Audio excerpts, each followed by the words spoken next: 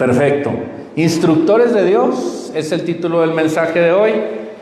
Es una pregunta que yo pongo en el aire para todos ustedes. ¿Somos instructores de Dios? Fuimos sede si me pueden hacer favor, acá hay 4 lugares, de hecho hay 8, los de atrás si me pueden ayudar a venirse para aquí adelante, porque cuando llega gente tarde y ya está lleno ahí atrás, entonces interrumpen el servicio y nos distraen. Entonces aquí hay 8 asientos, si me pueden ayudar, 8 voluntarios, ¿sí?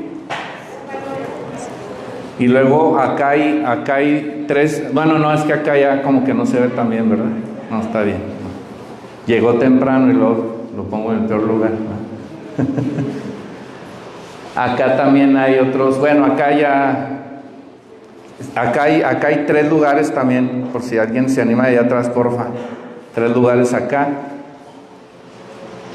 Sí, perfecto. Bueno, vámonos porque si no se nos va el tiempo. Fuimos sede de una organización que hace, vamos a decir, actividades con respecto a multiplicar iglesias en urbes. Normalmente las organizaciones, hay muchas organizaciones que buscan multiplicar iglesias en pueblos recónditos, pero esta organización que se llama City to City, que tiene sede en Nueva York, lo que busca es multiplicar iglesias en urbes. El fundador, finado el año pasado, Tim Keller, fundó esta organización. Él es un pastor que estuvo muchos años allá en Manhattan.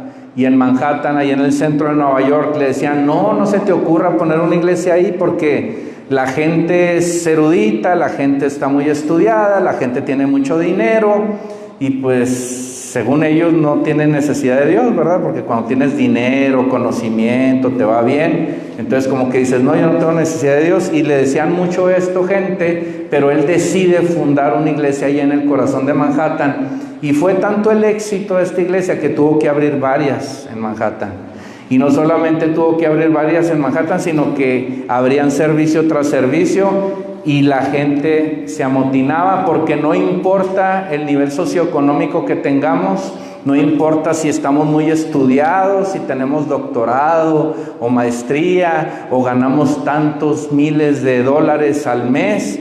La necesidad del hombre por Dios es la misma. Si Dios no está llenando el compartimento de tu corazón, que se llama la necesidad que tenemos de Jesús, entonces vamos a tener sed.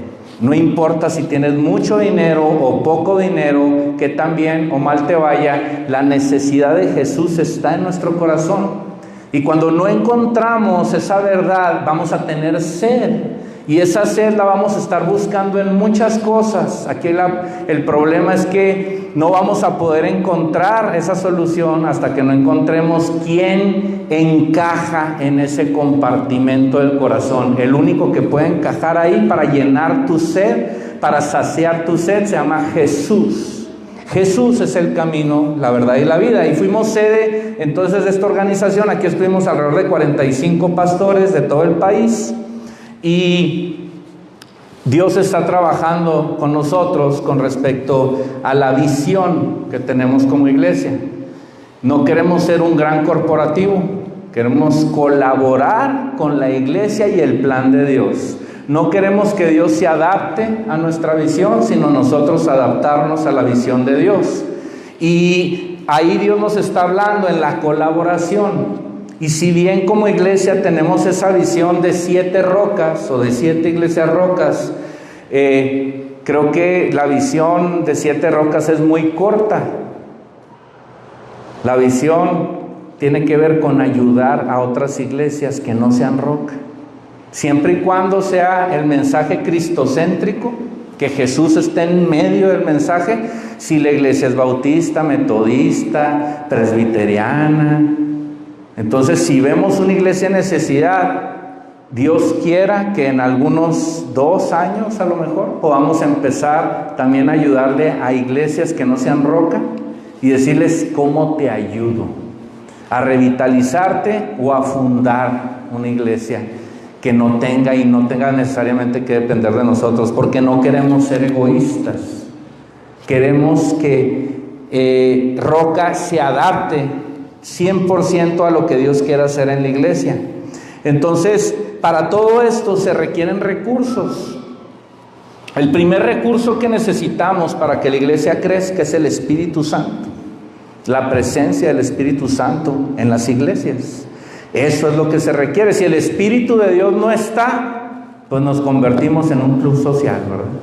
O un club para callar nuestras conciencias de todo lo mal que hicimos del lunes al sábado. Y no queremos eso, queremos ser una iglesia llena del Espíritu Santo. Pero también se necesitan capacidades en dones de personas, pero también se necesitan recursos financieros. Y para que la iglesia crezca, para que un día podamos ser 7 iglesias o ayudarle a muchas otras iglesias y ser parte de un mover de Dios, necesitamos recursos. Necesitamos que la gente sea fiel en sus diezmos, empezando por el liderazgo, los servidores, la comunidad en general. Necesitamos que la gente sea fiel para que haya dinero, porque sin dinero, ¿usted cree que todo esto fue gratis? No, aquí no había piso, no había tabla roca, no había electricidad, había una toma ahí, no había proyector, no había instrumentos, no había templete, no había canceles, había maderas ahí, tuvimos que quitar las maderas y poner canceles. Y todo eso requirió recursos, ¿sí? O sea, no se da así como de magia, pero Dios bendice a los dadores. El objetivo número 1 de Roca es traer gente a los pies de Cristo, para que cuando la gente conoce a Jesús, entonces pasa un milagro en nuestra vida, nacemos de nuevo y el Espíritu Santo ahora vive en nosotros y nos acompaña. Entonces nuestro objetivo es traer a gente a los pies de Jesús y discipularla, no en religiosidad, sino en una relación diaria con Dios, con el Espíritu Santo. Ese es el objetivo número 1, pero el objetivo número 2, obviamente sí queremos crecer. Queremos crecer en gente, en recursos, en dones, en talentos. Y el plan o la visión que creemos que Dios ha puesto en nuestros corazones no se va a poder llevar a cabo con una iglesia de 200 o 300 personas. Sí, a lo mejor en Nueva York, con una iglesia de 20 miembros, haces lo que nosotros queremos hacer aquí, ¿verdad? Porque hay muchos recursos. Pero aquí no. Aquí necesitamos ser una iglesia grande. Por eso creemos que una de esas 7 iglesias, que es esta, va a seguir creciendo. No porque seamos muy buenos predicando o cantemos muy bonito, sino porque el Espíritu de Dios está aquí. Si no, pues ni para qué, ¿verdad? Mejor nos vamos todos a ver fútbol, echamos una carnita asada y nos vamos a ver el partido de fútbol. Si Dios no está aquí, entonces ¿qué caso tiene, no?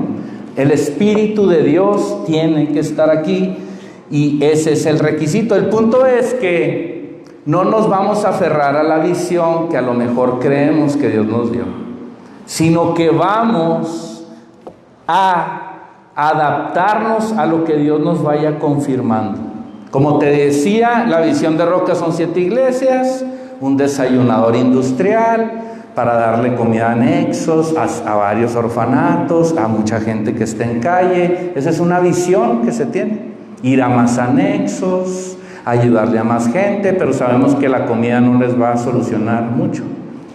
Pero vamos a llevarles comida para el estómago, para después darles el pan de vida. ¿Quién es el pan de vida? Jesús. Jesús es el pan de vida. Entonces, por más bonita que se vea la visión y más padre que se vea la visión la tiene que ir confirmando Dios. Lo fundamental no es las 7 iglesias, ni que una de ellas sea grande. Lo fundamental es realmente hacer la voluntad de Dios.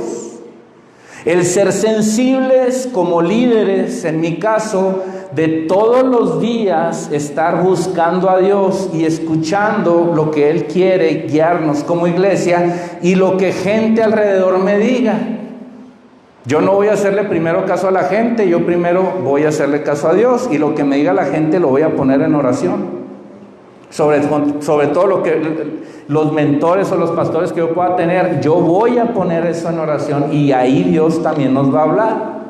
Entonces lo fundamental es hacer la voluntad de Dios, y si la visión de Dios tiene que dar vuelta a la derecha, la visión que creemos que Dios nos dio, tenemos que dar vuelta a la derecha, vuelta a la izquierda, o irnos derecho, lo que Dios diga.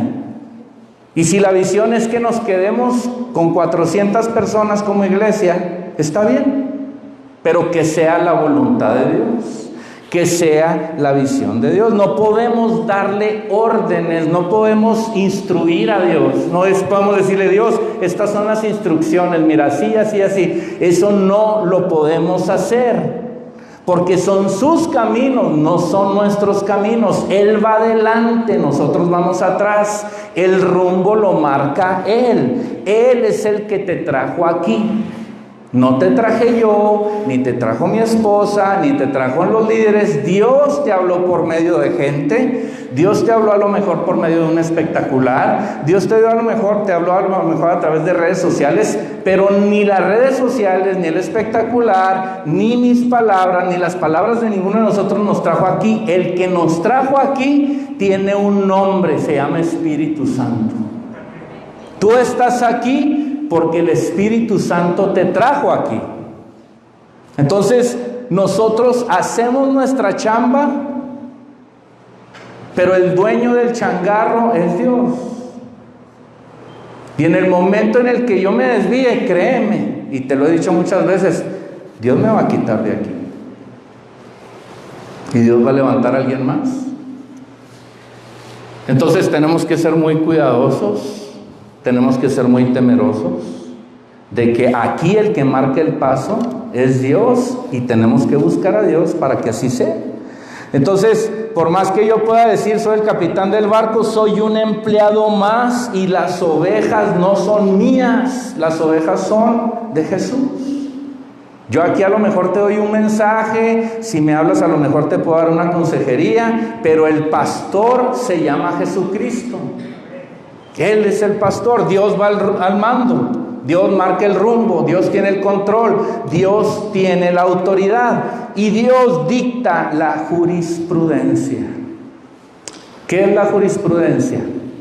La jurisprudencia es un conjunto de sentencias jurídicas, de resoluciones jurídicas que constituyen un marco legal para poder emitir resoluciones, soluciones, sentencias.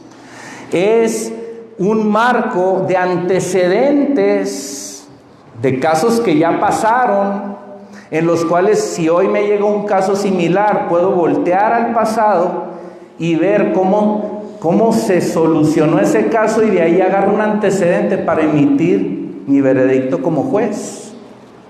Eso se da en la Suprema Corte de Justicia, en los tribunales colegiados, y ahí hay casos específicos los cuales se toman como ejemplo para impartir la justicia en un nuevo caso similar.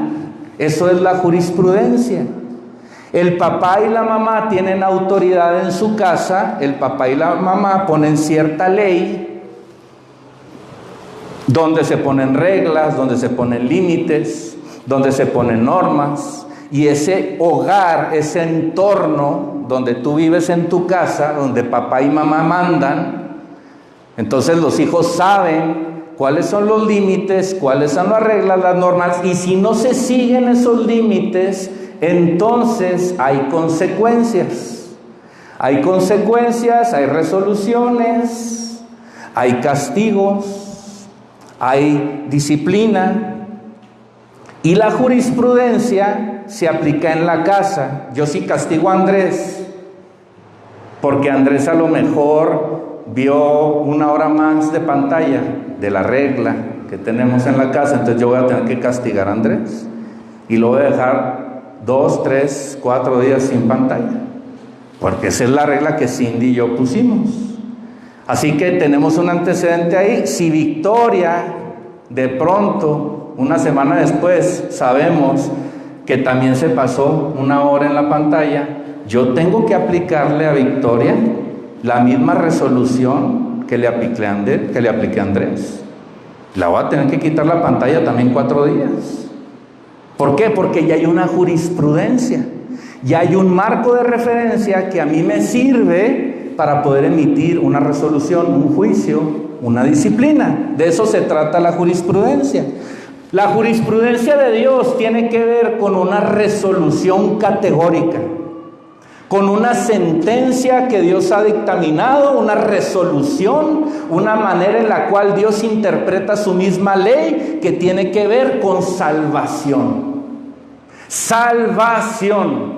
Dios nos quiere salvar. Dios te quiere salvar a ti y Dios me quiere salvar a mí. Eso está en el Espíritu de Dios. El Espíritu de Dios tiene que ver con la salvación. Ese es nuestro antecedente. Adán y Eva, cuando la riegan, cuando desobedecen, Dios ciertamente los podía matar físicamente, pero ellos solamente trae ese pecado, muerte espiritual. Físicamente Dios les da una oportunidad. Inclusive cuando salen del huerto que Dios los saca, ellos antes estaban desnudos y les daba pena. Si de pronto se vieron desnudos y les dio vergüenza, ¿qué hizo Dios? Hizo un sacrificio y los vistió. Hubo gracia. La gracia es un favor inmerecido, que es básicamente la salvación. Cuando Noé y su familia no fueron acabados por el diluvio, Dios tuvo gracia para con ellos. Dios salvó a Noé y a su familia, y por medio de eso nosotros hoy todavía podemos ser salvos. ¿Sí? Porque hubo gracia de Dios ahí. Dios levanta a través de Abraham una nación para que trajera salvación a otras naciones. Dios levanta a través de Abraham una nación donde la gente alrededor, de todos los pueblos de alrededor, pudiera ver que había una nación que adoraba al Dios verdadero. No a Baal ni a todos los dioses que tenían los pueblos de alrededor, sino al Dios verdadero. Y al entorno de Israel ver que había un pueblo adorando al Dios verdadero, entonces ahí ellos podían ser salvos. Algunos dicen, ¿por qué no más Israel? No, es que no nomás era Israel, éramos todos, pero teníamos que ver un faro de luz para nosotros poder entender quién era el Dios verdadero. Y ahí estaba Israel. Entonces Dios, todo su plan a través del Antiguo Testamento y del Nuevo Testamento tiene que ver con salvación. Ese es el meollo del asunto: salvación, salvación, salvación. Dios quiere salvarnos. Dios quiere salvarnos a lo largo de la historia, desde el Génesis hasta el Apocalipsis. Todo se trata de salvación, y esta jurisprudencia es firme y es clara, y es básicamente el espíritu del contrato legal que Dios ha firmado a tu favor y a mi favor. De eso se trata la Biblia. El mando lo tiene Dios, el rumbo lo pone Dios, el control lo tiene Dios, la autoridad la ejerce Dios, y se despliegan con un propósito llamado salvación. Y la jurisprudencia de todos los hechos en el pasado que Dios ha hecho por la humanidad, ahí están. Legalmente yo te puedo decir que en el corazón de Dios, legal, históricamente te puedo decir que en el corazón de Dios hay algo que se llama salvación para el hombre, lo cual Dios anhela desesperadamente. Ahí se puede probar en la palabra. Entonces, aunque te escondas, aunque te vayas y digas, me voy a ir a China y me voy a poner abajo de una roca de 10 toneladas y ahí Dios no me va a encontrar, Dios te va a encontrar ahí y te va a decir, quiero salvarte. Así que tu salvación dependerá de ti, no de Dios. Dios te busca, tú decides. Pero si no vas al cielo un día, no va a ser porque Dios no te dio la oportunidad. Si un día vas a ir al infierno, porque el infierno existe, el mal existe, los demonios existen, el diablo existe, el infierno existe, eso existe. Si un día vas ahí, no es por Dios, no le eches la culpa a Dios, porque somos muy buenos para echarle la culpa a Dios. Nos pasa cualquier cosa y le echamos la culpa a Dios.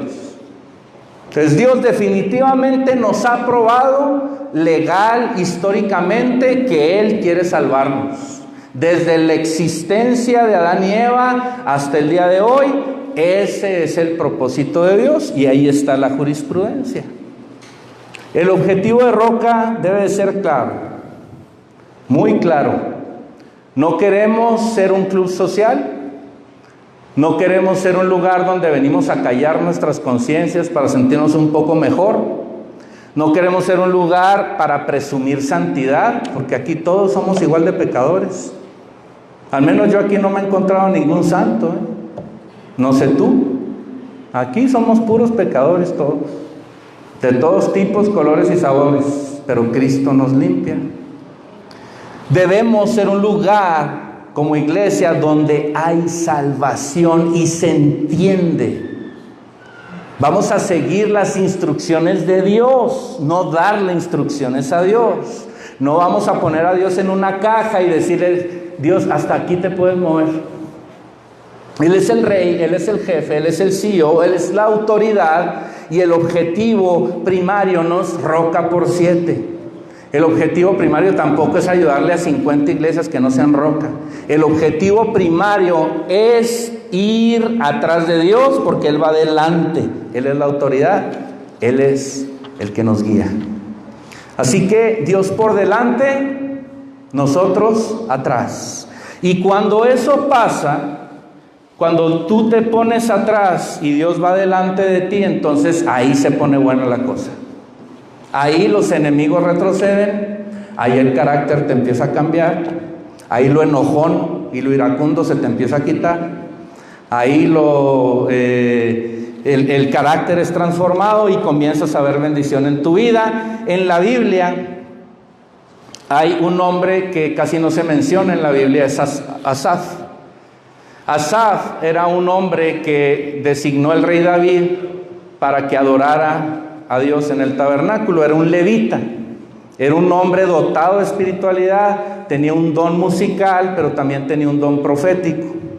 Y Asaf lo puedes escuchar, lo puedes leer, que Dios usó a Asaf para escribir el Salmo 50 y el Salmo del 73 al 83.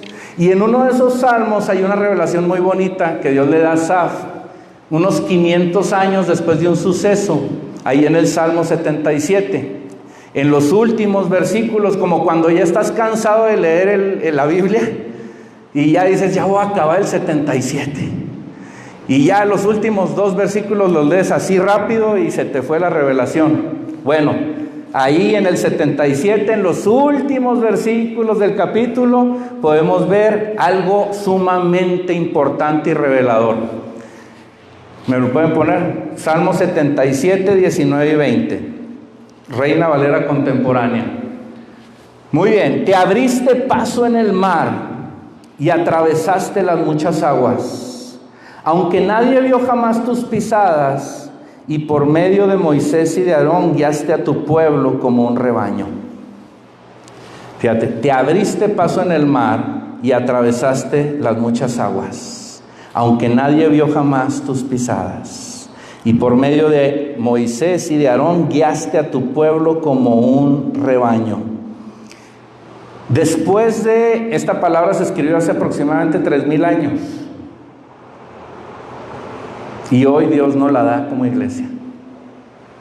Así que, para tus orejitas, iglesia Roca. Dios te dice, ya te abrí camino antes en el mar y ya atravesaste muchas aguas. Yo ya te abrí camino en el mar antes y ya atravesaste muchas aguas. Hoy te vuelvo a abrir camino en el mar para que atravieses muchas aguas. Hoy, en tu crisis de hoy, en tu problema de hoy, en tu cuarto oscuro de hoy. Hoy. Y no solo esto, sino que mañana te volveré a abrir y a guiar para que pases y atravieses las aguas, porque yo estoy contigo. Esa es la palabra de Dios para ti. Por más oscura que se vea tu situación, por más dramático que sea tu presente, por más enfermo que esté tu corazón y por más grave que sea tu crisis actual, hoy Dios te dice: te abriré paso en el mar y lo cruzarás. Así como lo hice con Adán y Eva, así como lo hice con Noé y su familia, así como lo hice con Asaf y David, así como lo hice con Abraham e Israel, así como lo hice con Moisés y más de 2 millones de personas que cruzaron el mar. Así hoy te digo: te abriré paso en el mar para que lo cruces. Dios levantó, y no solamente levantó, sino que instruyó a Moisés para una tarea de liberar a un pueblo afligido, esclavizado, que era el pueblo hebreo, Israel, que estaba en Egipto. Israel llevaba varios siglos de esclavitud ahí en Egipto. Y los hebreos, dice la palabra, que clamaron y clamaron y clamaron. ¿Y qué pasa cuando tú clamas? ¿Qué pasa cuando tú clamas? Dios responde. ¿Sabemos lo que es clamar? Señor, ¿sabes que no puedo, Padre? Como que no se me da esto, Padre. O sea, sí tengo la capacidad, Señor, pero algo está pasando. ¿Cómo la ves? Échame la mano, Padre. Es una manita. ¿Eso es clamar? No. Clamar es derramar tu interior pidiendo un favor cuando no hay otra solución más que aquel al que clamas. Eso es clamar. Derramarte, llorar, no me importa si aquí está mi amigo, mi amiga, mi conocido. Yo voy a levantar las manos y voy a decir: Señor, no puedo, Padre, ayúdame.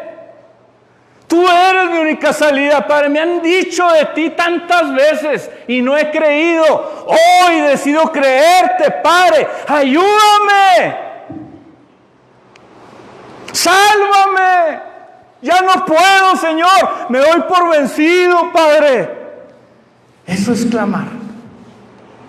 Y cuando tú clamas y dejas las apariencias a un lado, y dejas tu arrogancia a un lado, y dejas tu ego y tu orgullo a un lado, entonces ahí suceden milagros. Y el pueblo clamó. El pueblo de Israel en Egipto clamó y Dios escuchó. Y cuando Dios responde, Dios usa instrumentos y despliega un plan estratégico a tu favor. Tú no puedes, por más estrategia que tengas o más buena estratega que eres, no puedes. Dios sí puede. Y Dios levanta a un instrumento que se llama Moisés. ¿Y sabes cuál era la principal cualidad de Moisés cuando Dios lo levantó? Que era tartamudo. No sabía hablar. Oye, voy a liderar a más de 2 millones de personas y no tengo el don de mando, el léxico es el peor, no. Se me traba la lengua.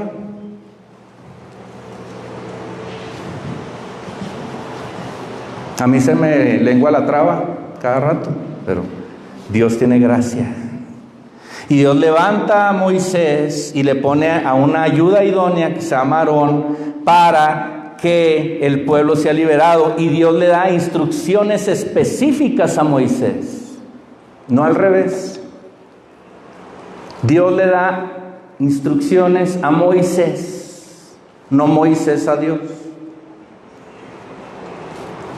Y después de 10 plagas, el faraón deja salir a los hebreos de Egipto.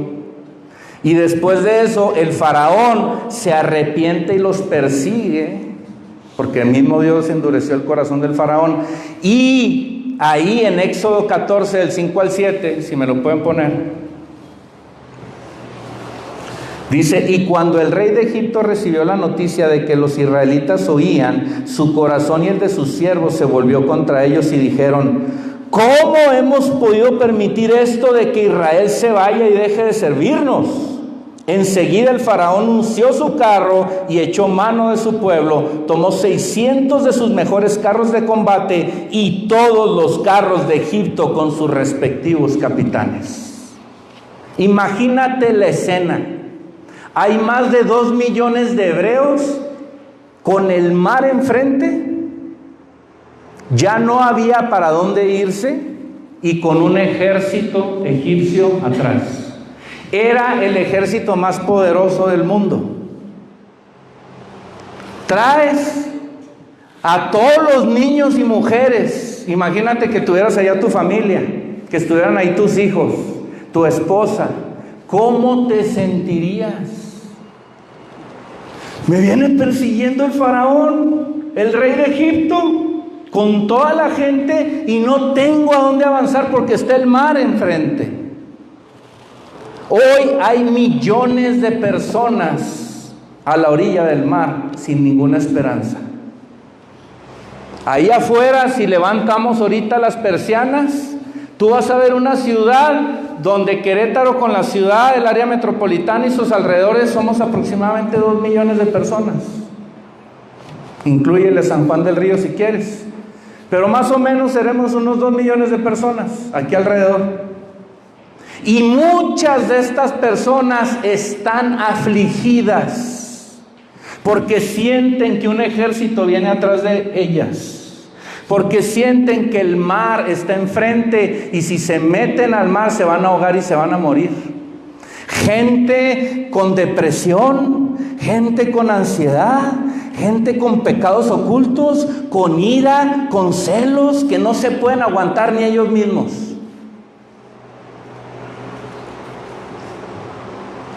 Y están entre un ejército y un mar donde se pueden ahogar. Y ahí están, en la orilla. Ahí están. Pero ahí, en la orilla, cuando tú realmente buscas a Dios, algo está por suceder. Algo milagroso está por suceder. Y no es que Dios les mandó un ferry gigante para que los 2 millones de personas se subieran y se fueran en el ferry y huyeran de los egipcios. No es de que Dios de pronto mandara bazucas y pistolas para que hubiera un enfrentamiento ahí y se pelearan. No tenía que ver con eso el milagro, ni con la astucia de Moisés, ni con que Faraón se iba a poner buena onda y los iba a dejar ir y iba a firmar el pacto de la paz ahí. Lo que pasó lo describe Asaf varios siglos después. Unos 500 años después de este suceso, Asaf lo describe perfectamente. Ahí Asaf en el 77:19 que leímos ahorita, dice: te abriste paso en el mar. Quiero dejar algo en claro, la visión no era de Moisés, obviamente era de Dios. Y la visión tenía que ver no solamente con preservar la vida del pueblo, sino con salvarle su alma. ¿Sabías que Dios está más interesado en salvar tu alma que preservar tu cuerpo? Dios está mucho más interesado en sanar tu corazón que en sanar tu cáncer. Porque si Dios sana tu corazón, te da vida eterna. Y si Dios te sana el cáncer y no te sana el corazón, te vas a aliviar y no vas a pasar la eternidad con Él. A Dios le importaba más el corazón del pueblo que en sí salvarnos. Y Moisés y Aarón guiaron al pueblo como un rebaño. El pueblo está temeroso, querían volver a Egipto, tenían temor de morir, le decían a Moisés: oye, vamos a devolvernos mejor por las buenas a Egipto y vamos a seguir siendo esclavos. Dice Éxodo 14:10: cuando los hijos de Israel levantaron la vista, Vieron que el faraón se acercaba y que los egipcios venían tras ellos. Esto les hizo tener mucho miedo y clamaron. Yo quiero que te pongas en el lugar del pueblo de Israel ahí. Hace entre febrero y marzo, yo experimenté algo que no había experimentado en toda mi vida. Y yo dije, qué raro está esto. Espérame un poquito, Gerard, espérame un poquito, todavía falta un ratito. Ahorita te aviso, porque todavía me queda un poquito tiempo. Me hablaron voces al mismo tiempo, de pronto me empezaron a hablar voces y yo no entendía. Yo nada más tenía mucho ruido en mi mente y sentía que me hablaba algo mal, pero no entendía qué era. Y de repente me empecé a sentir ansioso. Y eso pasó varios días. Entonces yo dije, no quiero decirle todo así a Cindy porque no sabía qué estaba pasando. Yo sabía que era un ataque, sí, pero no descifraba bien. Hasta que uno de esos días, ahí solo en mi casa, vinieron estas voces y me empezaron a decir algo que sí entendí claramente. Me dijeron, huye, huye, huye. Corre, corre, corre. Huye de tu ministerio, huye de tu pastorado, huye de la iglesia. Y después de esto, yo estaba en esa lucha. Y me dijeron, pero aunque huyas, te vamos a matar. Yo me fui a la palabra, empecé a leer la palabra, empecé a cantar, empecé a orar y se fue. Pero después de 2 días, 1 día, 3 días a veces, volvían las voces. Volvían. Y así fue casi un mes. Casi un mes. Le dije a 2 o a 3 personas, porque ya me sentía un poco desesperado. Dije, oren por mí. Yo sé que Dios es mi ayudador, pero también vamos en rebaño. Ahí entendí el poder de la iglesia. El poder del rebaño. El pueblo de Israel no cruzó el mar en grupos separados. Cruzaron todos juntos. Y todos se movían al ritmo del último. Todos pasaron, nadie se quedó, nadie se ahogó. Hasta que pasó el pueblo de Israel, el ejército egipcio, pues ahí sí todos se ahogaron. Pero ahí, en un congreso que estábamos Cindy y yo en México, yo agarré una palabra de ese congreso y esa palabra tenía que ver con que yo me sentía en la orilla del mar. Y yo sabía que si huía, me iba a ahogar porque iba a ir al mar. Yo me iba a ir al mar y me iba a ahogar. O si no, atrás venía un ejército que me iba a matar también. Así me sentía. Pero entendí algo. El diablo es un devorador que ataca, eso nos lo enseña la Biblia. Te ataca en la mente. Te ataca. Pero hay algo muy importante, sí es un devorador que ataca y sí puede atacarnos a cualquiera de nosotros, pero él no puede devorar al que él quiere, porque el diablo trae correa, el diablo trae correa y la victoria ya la ganó Cristo en la cruz. Tenemos que declarar la victoria. Tenemos que saber que Dios está bajo control y que el diablo no nos va a comer. Nos va a amedrentar, sí. Nos va a asustar, sí. Nos va a molestar, sí. Nos va a oprimir, sí. Pero no nos va a devorar, porque un hijo de Dios no puede ser devorado. ¿Por qué crees que no puede ser devorado? Porque el Espíritu Santo vive dentro de ti. Entonces, ¿cómo vamos a responder al ataque? ¿Cómo voy a responder yo al ataque? ¿Me voy a pelear con el diablo o con los demonios que anden por ahí? No. Yo voy a ir a la fuente de vida, que es la palabra de Dios. Voy a orar y le voy a adorar y Dios va a pelear mi batalla. Él lo va a hacer por mí.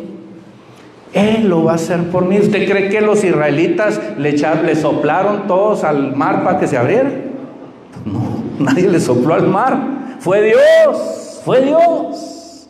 Puedes temer en una situación de divorcio, de separación, de quiebra, de despido, de cáncer, de soledad, de adicción. Lo único que te digo es que a pesar de que tu presente esté oscuro, a Dios no se le ha salido nada de control. Él sabe cómo estás, Él sabe cómo te sientes, Él no se ha olvidado de ti, Él no se ha ido y Él te dice: yo ya gané la batalla. El diablo tiene correa.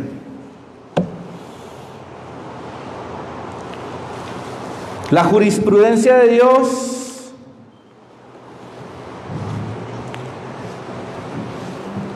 respalda mi predicación. La jurisprudencia de Dios, de lo que Dios ya hizo, respalda lo que te digo hoy. Moisés le dijo al pueblo: no tengan miedo, manténganse firmes, vean la salvación que hoy Dios traerá. Y es lo mismo que te digo hoy, iglesia. No tengas miedo. Ve la salvación de lo que Dios hoy hará. Dice Éxodo 14:13, Moisés les dijo: no tengan miedo, manténganse firmes y vean la salvación que el Señor llevará hoy a cabo en favor de ustedes. Los egipcios que hoy han visto, nunca más volverán a verlos. ¿Quieres creerle a Dios? ¿O quieres creerle al diablo? ¿O te quieres creer a ti mismo? ¿A quién le quieres creer? Si tú pones tu fe en Dios, Dios te dice hoy: nunca más volverás a ver a esos egipcios. Nunca más volverás a ver a esa ansiedad, a esa depresión, a esa soledad, a esa ira. Pon tu fe en Dios, pon tu fe en el lugar correcto. Y Dios te dice: nunca más volverás a verlos. Yo no conozco tu situación, Dios sí la conoce. Yo no sé qué tan a la orilla estés del mar y qué tan pronto te puedas ahogar, Dios sí sabe. Yo no sé qué tan poderoso es el ejército que traes atrás encima de las deudas financieras, de los problemas con tu familia, de tus problemas internos, no lo sé. Lo que sí sé es que hay un ejército atrás en muchos de nosotros. Lo que sí sé, y lo sé muy bien, es qué clase de padre tengo, y eso a mí me da tranquilidad. Dios es el mejor padre y eso aumenta mi fe. Sé que Dios peleará por mí porque hay un historial atrás. Hay un historial ya probado de que Dios pelea por sus hijos y yo soy su hijo. Sé que peleará la batalla por mí. Yo no la puedo ganar, Dios sí la puede ganar. ¿Hay historial? Sí, sí lo hay, porque Dios siempre vence. Ahí está, ahí está. Entonces, por más voces que escuché esas semanas y que me decían: huye del ministerio, corre del ministerio, eran voces de mentira. Y Dios va a ir adelante de esta obra. Sé que Dios levantará a gente como Aarón para que nos ayude.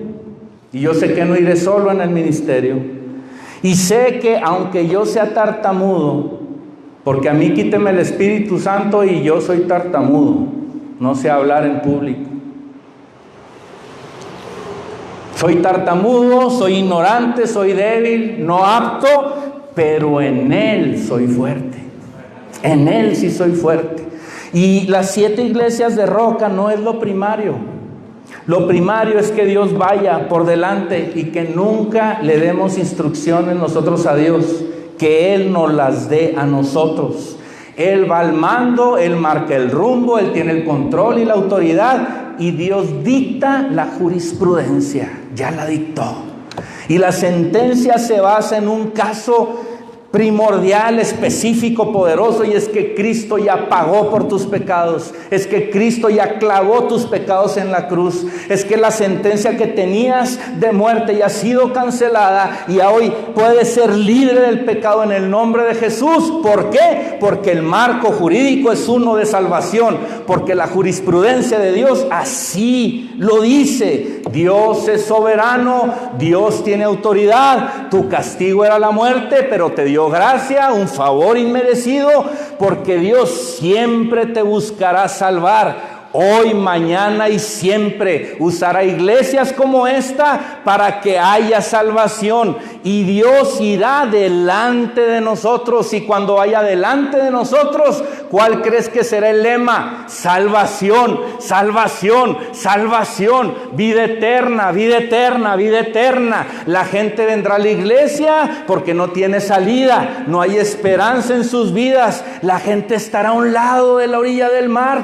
casi buscando ya entrar, y ya viendo cómo se ahoga, estarán desesperados, vendrán por una aspirina, pero vendrán aquí a este lugar, y la presencia de Dios en sus vidas será tan fuerte que serán sanados, serán transformados, no se ahogarán, saldrán con Cristo, vendrán por un reintegro, vendrán por un mejoralito, por una aspirina, pero van a salir con la lotería de loterías. La salvación de Cristo Jesús, bendito sea su nombre para siempre.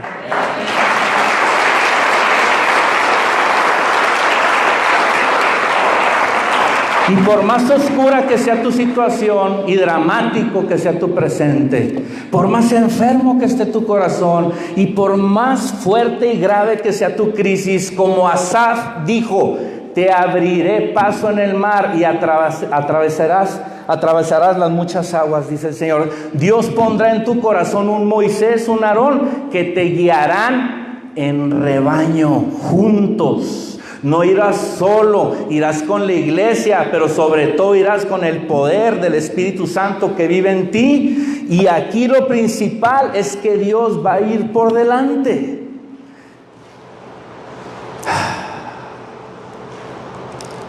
Y no solo eso, Dios cuidará tu retaguardia. Dice Éxodo 14, del 19 al 20 al 21.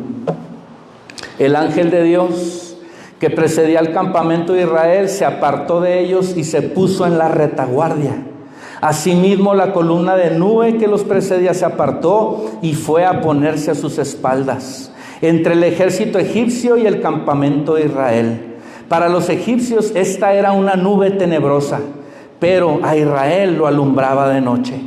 En toda esa noche no se acercaron los unos a los otros. Entonces Moisés extendió su mano sobre el mar y el Señor hizo que toda esa noche el mar se retirara por causa de un fuerte viento oriental. Eso hizo que las aguas se dividieran y que el mar se quedara seco.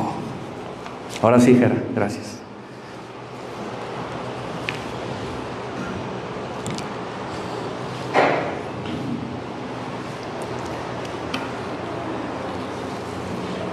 Dios se fue a la retaguardia y Dios puso un muro divisorio a través de una nube para que el ejército egipcio no matara al pueblo de Israel. Y eso es lo que hace Dios. Hay un ejército, no se me distraiga, hay un ejército de un mundo espiritual que no vemos, que te quiere matar. Y no te lo digo en sentido figurado. Yo lo escuché.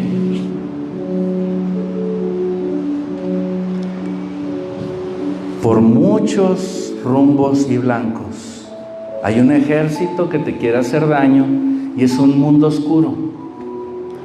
Un mundo lleno de pornografía, un mundo lleno de materialismo, un mundo lleno de egoísmo, un mundo lleno de lujuria, un mundo lleno de engaños, un mundo lleno de mentira y de soborno. Un mundo lleno de ego y orgullo. Hay un mundo allá afuera que te quiere matar.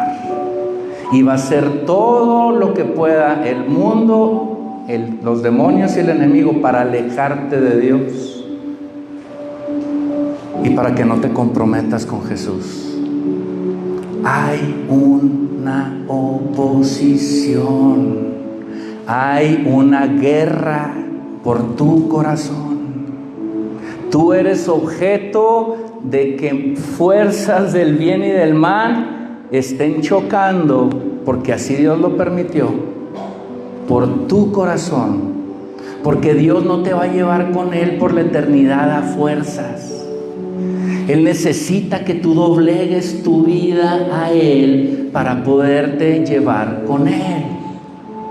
Él no va a llevar a nadie de los pelos, ni con manita de puerco, ni a fuerzas. La gente que entre al cielo es porque realmente quiere ir al cielo, a estar con el cual se enamoró. Su nombre es Jesús. Él te va a tratar de enamorar, iglesia, todos los días, año tras año. Pero si tú no respondes a que Él toca esa puerta de tu corazón, no irás con Él a una eternidad. Te lo tengo que decir. Somos una iglesia de gracia, pero también somos una iglesia de verdad. Y esa es la verdad. Necesitamos entregarle nuestra vida a Jesús. A Asaf se le reveló algo increíble. No solo Dios te guarda la retaguardia. Fíjate lo que se le reveló a Asaf 500 años después de que se abriera el mar para que el pueblo de Israel escapara. Fíjate la revelación. Salmo 77, 19. Te abriste paso en el mar. Eso lo está diciendo acerca de Dios, por la revelación de Dios. Te abriste paso en el mar y atravesaste las muchas aguas, aunque nadie vio jamás tus pisadas. Iglesia, ¿cuántas veces Dios ya te hizo atravesar un mar y tú ni viste sus pisadas, ni le agradeciste, le pediste por aquella reconciliación, por aquel perdón, por aquel trabajo, por aquella deuda, y le pediste y Dios te lo otorgó, pero ni siquiera viste sus pisadas? No le agradeciste por sus hijos, te dio al bebé que tanto esperabas y ya ni te acordaste de tu Dios. Pagaste tus tarjetas de crédito, viniste 4 o 5 meses a la iglesia y ya no volviste a la iglesia. Dios te limpió y te hizo sentir su perdón. Y no, es que a mí me gusta más la NFL, entonces qué flojera los domingos. Ni viste sus pisadas. Iglesia, cuando Dios abrió el mar Rojo, que hay un debate ahí, pero bueno, vamos a ponerle mar rojo. Cuando Dios abrió el mar rojo y el pueblo estaba temblando de miedo y ya venía el ejército atrás y se atemorizaban más y más y más y más, y de pronto esa noche Dios hace soplar un viento que abre el mar y pasa la gente. Dios ya había pasado primero por ahí. Dios no solamente te guarda la retaguardia, las espaldas. Dios, cuando Dios te va a proveer una solución, cuando Dios te va a sacar de una crisis, cuando Dios va a hacer que venzas un pecado por su gracia, Él ya pasó por ahí. Él ya pasó por la aflicción, Él ya pasó por tu problema, Él ya pasó por todo lo oscuro, el cuarto oscuro donde estabas. Él pasó por la soberbia, pasó por el orgullo, clavó la pornografía, clavó todo tu pecado en la cruz. Él ya lo llevó, no pecó, pero sí lo cargó por ti, y ahí se decretó la jurisprudencia de la cual amamos y decimos: Por la cruz soy salvo, por su sangre soy salvo, por su resurrección hoy puedo decir que un día estaré con Él toda la eternidad. Esa es la clase de Dios que tenemos. El Dios de Moisés, el Dios de Abraham, el Dios de Isaac, el Dios de Jacob. Mi Dios, tu Dios. Él es nuestro Dios.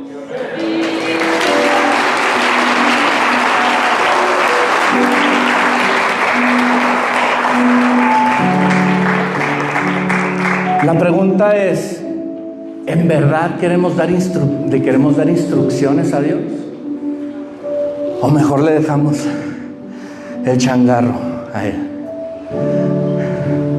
Mejor nos lanzamos a sus brazos y confiamos en Él.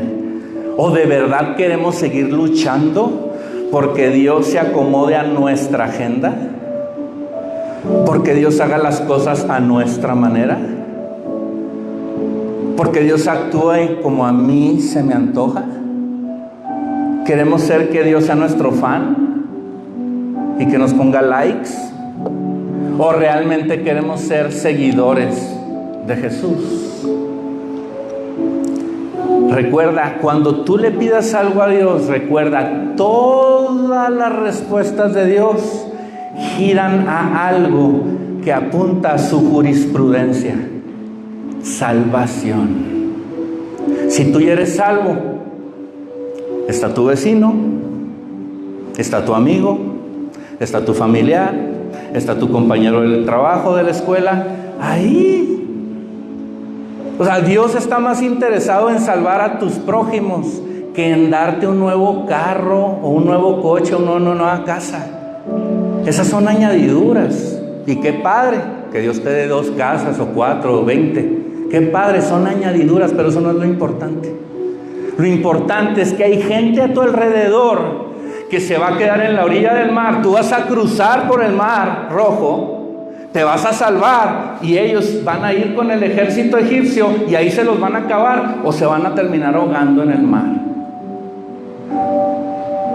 Entonces, ¿vamos con mis instrucciones? ¿Vamos con mi manera de vivir? ¿Vamos con mi comodidad? ¿Con el cafecito? Que vamos... O sea, está bien el cafecito. Qué chido el cafecito. Y qué chido que te rías y... Oye, pero no puede ser eso el propósito de tu vida. No. Estamos errándole totalmente. Priorizando tantas cosas en vez de priorizar lo más importante. Le damos más tiempo a nuestros amigos, a nuestras actividades en cualquier entorno donde estés, que realmente sirviendo al propósito. Entonces yo no digo que renuncies en tu trabajo ni que dejes la escuela. No, allí en tu escuela sé el mejor. En tu trabajo llega más puntual. Sé el que te vayas más tarde. Sé ejemplo, sé excelente en todo lo que hagas. Da testimonio, compórtate bien. Pero siempre con el propósito de que otros lleguen a Cristo.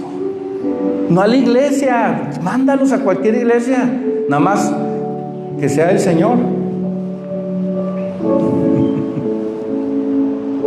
Entonces, Dios salvó a Israel de la esclavitud en Egipto, como hoy Dios quiere salvarnos de la esclavitud del pecado. Egipto significa pecado, teológicamente. Dios quiere salvarnos de nuestra depresión, enfermedad, mal carácter. Y la orden es muy clara: salvación. Ya vamos a terminar, ahora sí. Ya por último te regalo esta. Estas semanas que yo estuve siendo atacado y que yo empezaba a sudar, y me empezaba a faltar el aire y me empezaban a hablar y yo era algo loco. Yo dije, donde termine en el manicomio yo, mejor no le digo a nadie. No, era algo. Pero fíjense qué bonito. Yo comprendí que soy un tartamudo sin Dios. Y yo comprendí claramente y fuerte el mensaje. Que si yo empiezo a querer dar las órdenes de la visión de esta iglesia, en lugar de Dios, algo va a pasar. Y el diablo no solamente me va a atacar, me va a comer y me voy a ahogar. Entonces para mí es algo liberador, porque ahora sí, Señor, sé y se me ha revelado claramente que yo soy un simple empleado de la iglesia. Por cierto, sin salario todavía. Que se ríe. Sin salario. Y yo no voy a poder hacer nada si empiezo a dejar de buscar a Dios. Me voy a cargar con tus problemas y me voy a volver loco. El pastor es Dios, el pastor es Jesús, el pastor es el Espíritu Santo, y yo hago mi chamba lo mejor que puedo. Pero el que lleva el mando, el que abre el mar, el que te protege las espaldas y la retaguardia, todo lo hace Dios. Todo lo hace Dios. Así que, pues es liberador, ¿no? Al menos yo sí me siento mucho más libre. No sé, mi esposa, ¿tú también? ¿Sí? Libres. Bueno, ella ya estaba libre, el problema era yo. Entonces, iglesia, buenas cosas están por suceder si seguimos sus instrucciones. Él abrirá el mar, Él se encargará de tu enemigo, Él hará el milagro y Él te llevará a la tierra prometida. Ahí está Dios, y cruzaremos el mar juntos, juntos, juntos, como rebaño, juntos y bajo sus instrucciones. Cerremos nuestros ojos y vamos a hacer una oración.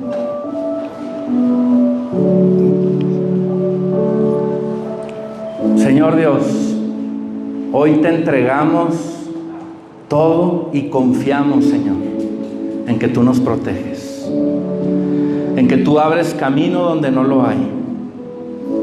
Confiamos en que tú guardas tantas cosas que no vemos, que están a nuestro alrededor, pero que tú cubres nuestras espaldas. Hoy, Señor, te entregamos nuestra vida, te entregamos a nuestros hijos, a toda nuestra familia, y te pedimos, Señor, que nos abras camino en el mar, en medio de este mundo que es el mar, en medio de esta tribulación y este entorno, Señor, que son aguas turbulentas. Abre el mar para que pasemos en seco, Padre, protegidos con tu Espíritu Santo, Señor, dentro de nosotros. Y te pedimos que traigas muros de protección a nuestra vida para que no nos mojemos, no nos ahoguemos y no muramos, Padre. En el nombre del Padre, del Hijo y del Espíritu Santo. Amén.